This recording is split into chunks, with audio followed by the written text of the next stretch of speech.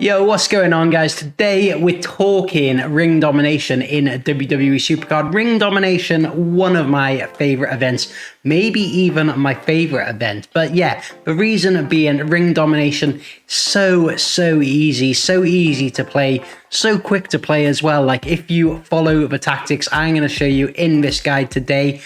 By the way, if you've been playing Ring Domination a little while, you might already play it this way. This is kind of intended more towards new players, but yeah, keep watching, see if you learn any tips. Let me know in the comments below if you play slightly differently, if you have a different tactic, but I'm going to show you what to do. So we've just hit the halfway mark on this event for the Lita card this weekend, so looking pretty good so far. I haven't really been playing that much, to be honest, so I'm pretty happy with where we are at the moment. So first thing you're going to want to do is to go in and edit deck, okay?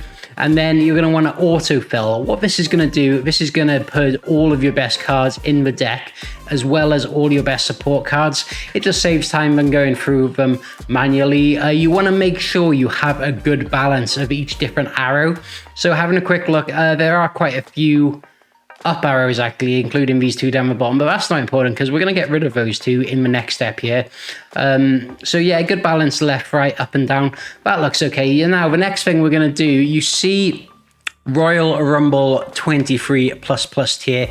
We cannot be doing that because the way this works, it matches you against an opponent of the same like strength deck that your deck is.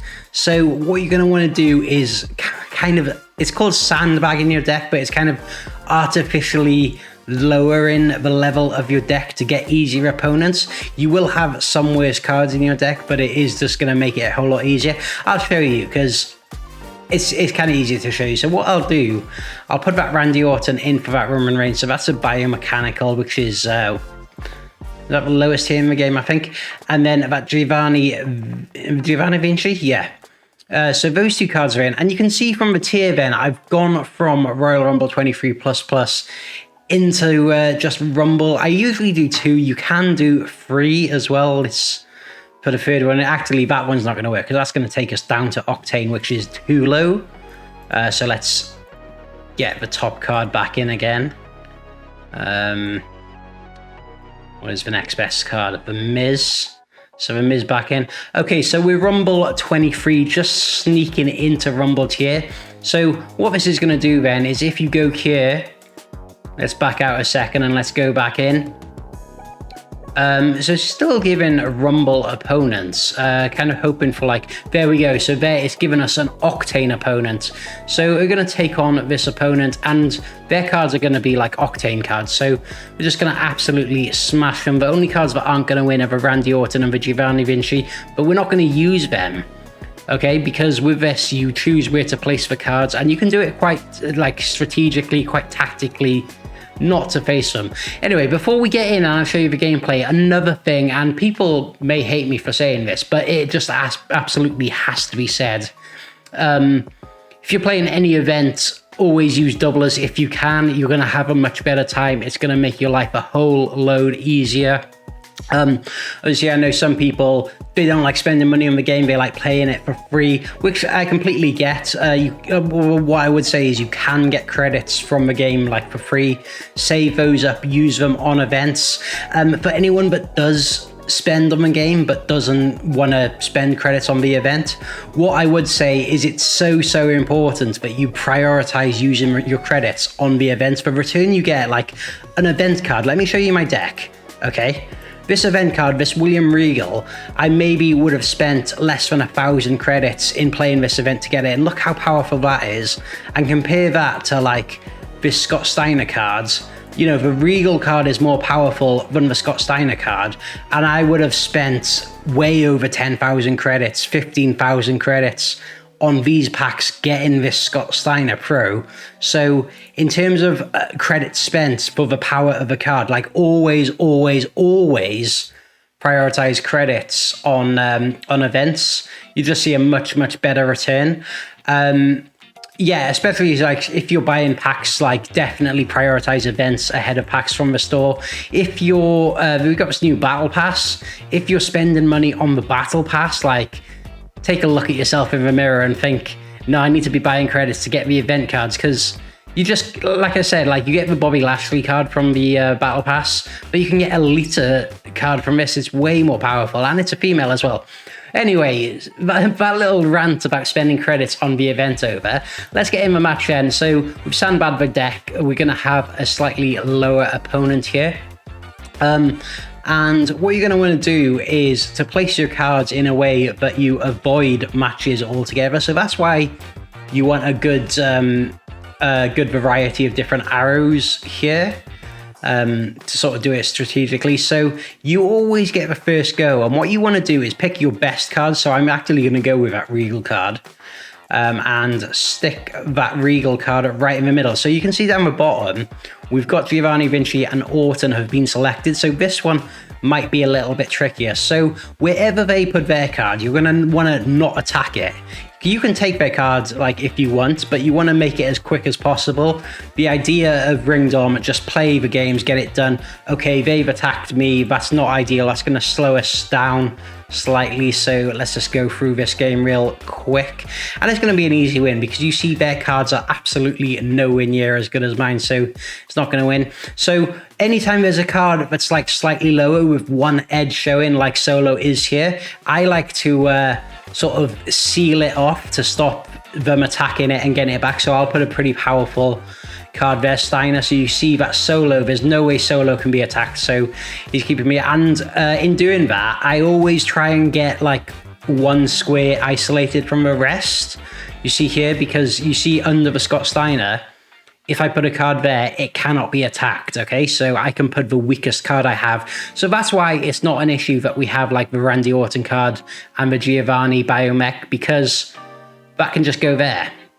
Okay, so there's no way that can be attacked. It's completely safe.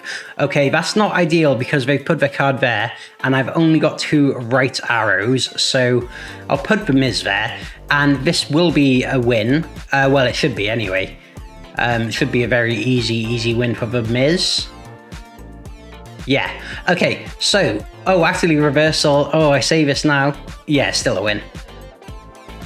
So there we go. That was easy. So we only ended up playing 2 matches. One of them came at the end because we kind of had to. The other one, they attacked us. But what you're going to want to do is avoid playing matches altogether. Now, when you get to this screen, you're going to get your picks. And this is an area that people often debate. They're like, no, close out of the game because it's quicker to do the picks. Like, save up all your picks and you can save up to about like 50 picks, I think. They say like do it all at once and then dust it all at once and it's quicker.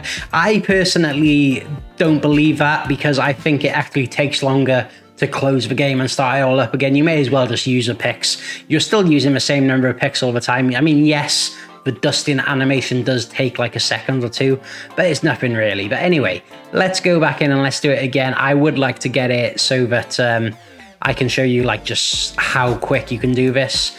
But yeah, also just a note, if you get every single card, so if you attack all of the opponents and you get a perfect game, you will get bonus picks. But again, I'm not going to recommend doing that because I think you can just get in the games, get in, get out of the games, like get your picks as fast as you can. So again, what we're going to do here, and this looks like a better deck actually, no Randy Orton or Giovanni Vinci. So put that there, and then I'm going to go bottom right then after that because what I want to, oh god, they've attacked me. Okay, not ideal, but it's going to be an easy dub again. And we'll go the same tactic again. Once Regal beats Veer here, I'll put in a strong card. So I've got 2 down arrows, so I'll use one of them. Put that there. So Veer is completely safe. No one's taking that. They're not going to beat Mr. Perfect. What I'm going to do here is use the up arrow because, like, I'm not going to put it there because it's going to attack up. So I'll put it there. And then that way, no matter what cards, because I've separated it into 2, so no matter what they play, I've got a down and a right. So no matter where they go, I'm not going to end up in a match here. So that's it. It's over with.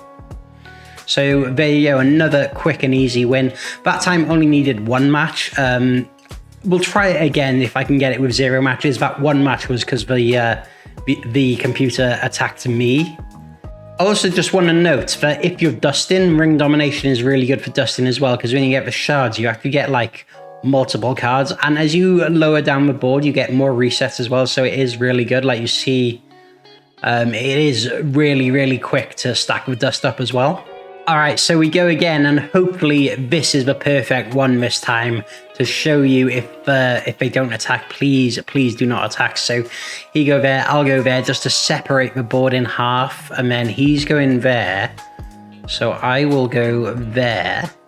Okay, this is looking good actually, because this is good now, because you see there's 3 more places where you can place the cards. I'm not going to attack, and because they're all like segregated, I can just use the weak cards if I need. So again, that's why having the low cards in the deck isn't an issue.